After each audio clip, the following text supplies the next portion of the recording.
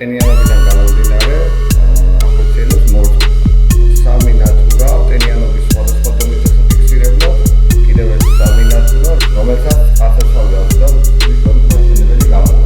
აქ ოქროთანი წარმოქმნილი იმისათვის, რომ იმიტაციები გავაკეთოთ დახმარებულად. აქ არის ღილაკი, რომელიც ნებისმიერ შემთხვევაში ახორციელებს ასაკაში ჩართვას. ინტერფეისზე ასახულია მიმდინარე მდგომარეობა, ჩართულია ძრავი ამ შემთხვევაში, რომელიც წყავს ტენიანობის დონე პროცენტებში და ავსში წყლის დონე პროცენტებში გამოსახულება. ტენიანობის სენსორს ჩავდებით ავსში, რომ მოხდეს ტენიანობის დონის აწევა. როგორც კი ტენიანობა დაფიქსირდა, შეჩერდა მოხდა. ამ ღილაკის მე შევიდა ნებისმიერ შემთხვევაში ჩავთვალ. როდესაც გამოირჩევა ძრავი, წყალი რომელიც მოთავსებულია აი ამ ფასში, იმის გამოყენებით უკან ჩაედინება,